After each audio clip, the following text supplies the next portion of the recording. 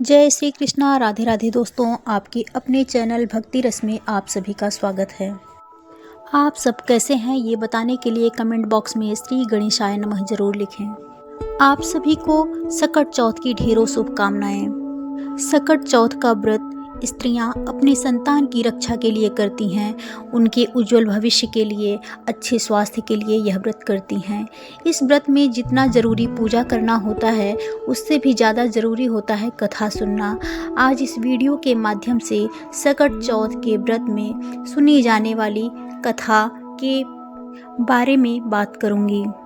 कथा को बीच में मत छोड़िएगा, अंत तक जरूर सुनिएगा। तो आइए सकट चौथ व्रत की कथा सुनते हैं। कथा सुनने से पहले आप गणेश जी का पूजन करें, हाथ में कुछ तिल ले लें और पास में 1 लोटा जल भरकर रख लें। कथा सुनते समय हुंकारा अवश्य भरें। एक गांव में एक बुढ़िया रहती थी। बुढ़िया बहुत ज़्यादा गरीब थी। उस बुढ़िया के एक बेटा था। बुढ़िया का बेटा गांव के पशुओं को जंगल में चराने के लिए ले जाता और बदले में जो भी उसको चरवाही मिलती थी उसी से उसका घर चलता था। इसी तरह से दिन कट रहे थे और एक दिन बुढ़िया का बेटा जब पशुओं को चराने जंगल में जा रहा था तो रास्ते में उसकी चाची मिल गई और बोली, बेटा तुम तो सारा दिन जंगल में पशु चराते रहते हो, तुम्हारी माँ घर में बैठ के पकवान बना बना के खाती है। लड़का बोला, ऐसा नहीं हो सकता। तब उसकी चाची बोली, तुम्हें भरोसा ना हो तो आज थोड़ी देर पहले जाकर खुद ही देख लेना। लड़के ने सोचा, ठीक है, देखने में क्या हर्ज है। लड़का जिस समय अपने घर रोज जाता था उससे थोड़ी देर पहले अपने घर आया। उस दिन सकट चौथ का व्रत था। बुढ़िया तिलकुट बना रही थी, कढ़ाई चढ़ा रखी थी और तिल भून रही थी। यह देखकर लड़के ने सोचा, मेरी चाची तो सही कह रही थी, मैं जंगल में भूखा प्यासा पशु चराता रहता हूँ, मेरी माँ तो मेरे पीछे पकवान बना बना कर खाती है। लड़का अपनी चाची के पास गया। लड़के की चाची ने उस लड़के को उसकी माँ के प्रति बहुत भड़काया। चाची की सीख लड़के को सही लगी। लड़का बोला, माँ मैं घर से जा रहा हूँ। माँ बोली, बेटा क्या हुआ जो तूने ऐसा सोचा? बेटा बोला, माँ मैं तो चला जाता हूँ जंगल में और तुम मेरे पीछे पकवान बना बना के खाती हो, मुझे खिलाना तो दूर तुम बताती तक नहीं हो। अब मैं इस घर में नहीं रहूँगा, मैं जंगल में ही जाकर रहूँगा। बुढ़िया ने बेटे को बहुत समझाया। बेटा आज सकट चौथ का व्रत है इसलिए तिलकुट बना रही थी, लेकिन बेटा ने माँ की बात नहीं समझा। बुढ़िया समझ गई कि यह किसी का सिखाया हुआ है, यह नहीं रुकेगा। बेटा जाने लगा तो बुढ़िया ने कहा, बेटा यह सकट चौथ व्रत का तिल है, यह तुम अपने साथ ले जाओ। जहाँ भी भीड़ पड़े, मुसीबत पड़े, इसे तुम खा लेना, मुसीबत टल जाएगी। लड़के ने तिल को हाथ में लिया और चला गया। जाते जाते वह एक जंगल में पहुंचा। जंगल में गया तो वहाँ पर बहुत सारे जानवर थे और सबसे पहले उसे सबसे बड़ा शेर वहाँ पर दिखा। शेर ने रास्ता रोक लिया। लड़के ने सोचा, आज तो मेरा मरना तय है। डर के मारे वह कांपने लगा। जब भी कोई संकट आता है तो सबसे पहले सबको अपनी माँ याद आती है। उसे भी अपने माँ की याद आई और वह माँ के दिए हुए तिल को लेकर वहीं पर बैठ गया और बोला, हे सकट चौथ माता, अगर मेरी माँ मेरे नाम का व्रत करती है तो यह शेर गाय बन जाए और यहाँ से चला जाए, नहीं तो मेरी मृत्यु आज तय है। जैसे ही उस लड़के ने ऐसा बोला, तुरंत ही शेर गाय में बदल कर पूंछ हिलाता हुआ चला गया, क्योंकि बुढ़िया तो अपने बेटे के नाम का ही व्रत करती थी। अब वह राम राम कहता हुआ आगे चल दिया। बुढ़िया का बेटा आगे चलता गया। रास्ते में एक बहुत बड़ी नदी मिली। नदी उफान पर थी।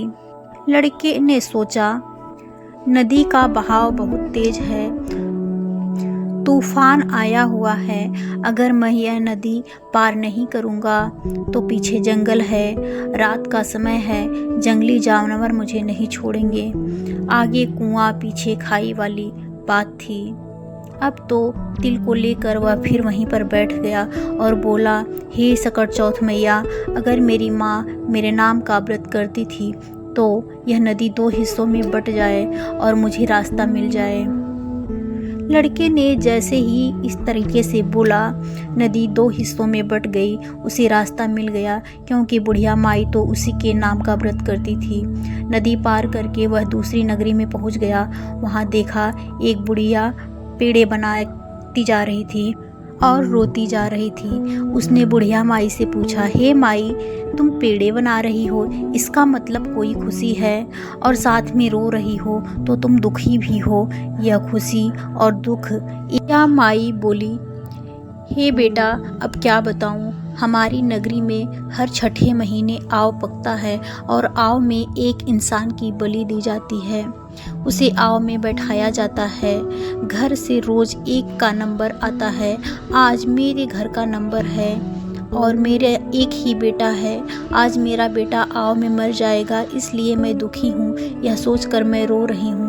आज मेरे लिए बेटे का आखिरी दिन है। आखिरी बार उसके लिए भोजन बना रही हूँ, तो कुछ अच्छा बना के खिलाना चाहती थी, इसलिए पेड़े बना रही हूँ। बुढ़िया का बेटा बोला, माई, अगर मैं तेरे बेटे की जगह चला जाऊं तो तू यह पेड़े मुझे खिला देगी?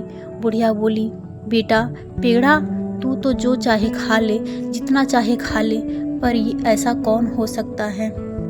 लड़का बोला, नहीं माई, मैं चला जाऊंगा। पेट भर के वह पेड़े खाया और सो गया। रात को सैनिक बुलावा लेके आए। अब बुढ़िया कभी कुंडी खटकाती, कभी चिमटा बजाती, कभी बर्तन खड़खड़ाती। वह सोचती, किसी दूसरे के बेटे को मैं कैसे जगाऊं। आवाज़ सुनकर लड़का उठ गया और बोला, माई। बुढ़िया बोली, हाँ बेटा, सैनिक आ गए हैं। वह लड़का सैनिकों के साथ चला गया और जाके आव में बैठ गया। आव में बैठ के अपने तिल पूर के बोला, सकट चौथ माता, अगर मेरी माता मेरे नाम का व्रत करती है तो इस आग से आज मैं जलूं ही नहीं तो आज मेरा मरना तय है। पास में ही कुछ बच्चे गिल्ली डंडा खेल रहे थे। गिल्ली जाके मटके पर लग गई। टन से आवाज़ आई। अब टन की आवाज़ सुनकर सब लोग घबरा गए कि आव तो पूरे 6 महीने में पकता था, तीसरे दिन ही कैसे पक गया। सारी नगरी इकट्ठा हो गई। राजा को बुला लिया गया। राजा ने सैनिकों से कहा, मटका उतारो। जैसे ही सैनिक मटका उतारने लगे, अंदर से आवाज़ आई, भाई धीरे धीरे उतारो, भाई धीरे धीरे उतारो। यह आवाज़ सुनकर सैनिक दूर भाग गए। उन्हें लगा इसमें कोई भूत है। राजा भी तलवार निकाल के खड़े हो गए। बोले, सच सच बता, तू कौन है? तब मटके में से बुढ़िया का बेटा बोला, महाराज, मैं कोई भूत नहीं हूँ। और बाहर आ गया। बोला, मैं एक बुढ़िया का बेटा हूँ। मेरी माँ मेरे नाम का सकट चौथ का व्रत करती थी। मैं अपनी चाची के सिखाने में आ गया और घर छोड़कर चला आया। मेरी माँ ने यह तिल दिए थे। माँ ने कहा था, अगर वह मेरे नाम का व्रत करती होगी तो जो भी संकट मुसीबत कभी भी आएगी, मैं वहीं पर यह तिल पूर के बैठ जाऊं। इसीलिए मैं यह तिल पूर के जब भी मुसीबत आती है तो बैठ जाता हूं और वह मुसीबत टल जाती है। इतना सुनकर रानी ने राजा से कहा, क्यों ना अपनी बेटी का ब्याह इसी से कर दें, इसको तो अग्नि भी नहीं जला सकी। राजा रानी ने अपनी बेटी का ब्याह उसी लड़के के साथ कर दिया। वह घर जमाई बनकर महल में रहने लगा। अब तो दिन पर दिन बीतने लगे। राजा की बेटी और वह बुढ़िया का बेटा दोनों एक दिन छत पर घूम रहे थे। छत पे घूमते घूमते उसे अपने घर की याद आई। बुढ़िया का बेटा बोला, देखो, आज तो हमारे गांव की तरफ से बादल छाए दिख रहे हैं। लगता है बहुत ज़्यादा बारिश होने वाली है। राजा की बेटी बोली, आपका भी गांव है? वो बोला, हाँ, हमारा गांव भी है, घर भी है, मेरी एक माँ भी है, मेरे पास सब कुछ है। तब राजा की बेटी बोली, तो फिर हम यहाँ क्यों रहते हैं? आप अपने घर क्यों नहीं चलते हैं? बुढ़िया का बेटा बोला, कि तुम अपने पिताजी से पूछ लो, अगर वह कहेंगे तो हम अपने घर के लिए चले जाएंगे। राजा की बेटी ने अपने पिता से पूछा, पिताजी आपके जमाई अपने घर जाना चाहते हैं। राजा ने कहा, यह तो बहुत अच्छी बात है, तुम दोनों अपने घर जाओ, कमाओ खाओ, अच्छे से अपनी गृहस्थी बसाओ, हम तो इसी में खुश हैं। राजा ने खूब अन्न धन देकर हाथी घोड़े के साथ अपनी बेटी को विदा किया। वह दोनों चल दिए। जब बुढ़िया का बेटा गांव के पास आया तो उसने एक सैनिक को भेजा, बोला जाओ मेरी माँ को बता दो उसका बेटा बहू के साथ आया है। सैनिक गया तो देखा बुढ़िया रो रो के अंधी हो गई थी। सैनिक बोला, बुढ़िया तेरा बेटा बहू के साथ आया है।